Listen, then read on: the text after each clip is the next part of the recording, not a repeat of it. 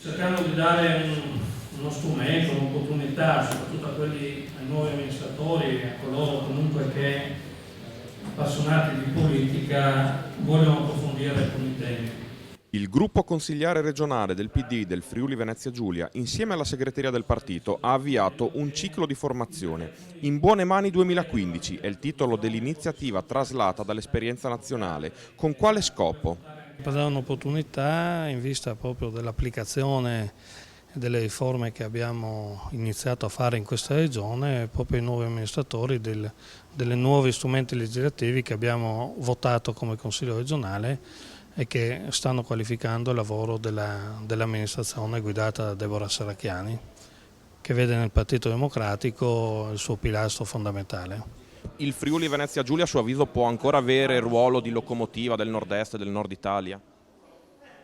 Certamente sì, nel senso che qui si concentra un potenziale produttivo di particolarissima qualità, mentre le imprese che lavorano per il mercato estero, cioè che esportano una parte grande della loro produzione, hanno potuto giovarsi di uno sviluppo del commercio mondiale. Le imprese che lavorano per il mercato interno, anche da queste parti, hanno molto sofferto. Cosa dobbiamo fare? Ridurre la pressione fiscale sul lavoro e sull'impresa, in particolare così favorendo le imprese che lavorano prevalentemente per il mercato interno, in maniera tale che dietro il traino di queste imprese più forti, tra virgolette, adesso sotto quel traino si mettano a crescere anche le imprese che da queste parti sono ancora particolarmente dinamiche, che però non hanno una vocazione all'export altrettanto forte di quelle che ho descritto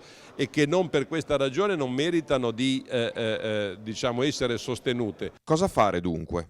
Riduzione della pressione fiscale sul lavoro e sull'impresa, affrontare il tema del credito che non c'è, in particolare per queste imprese che lavorano per il mercato interno, attraverso una riduzione delle sofferenze bancarie, perché finché le banche hanno sofferenze così elevate continueranno a non fare credito malgrado la politica espansiva della Banca Centrale Europea, e infine investire sul capitale umano, perché da queste parti lo sviluppo si concentra laddove c'è la quantità e la qualità del capitale umano necessario, che è un modo complicato per dire più istruzione, più formazione, più sapere e più saper fare. Insieme al capogruppo Moretti, al vice ministro Morando e alla segretaria del PD Antonella Grimm è intervenuto anche il vicepresidente della regione Sergio Bolzonello per illustrare la legge Rilancio Imprese FVG. È una norma che parla di attrattività, di sostenibilità, di capacità di attrarre imprese in Friuli Venezia Giulia, e soprattutto è una norma, è una legge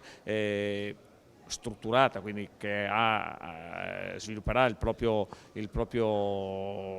potenzialità nei prossimi 5 anni e che ha nella capacità di rendere competitivo il sistema del Friuli Venezia Giulia il suo essere.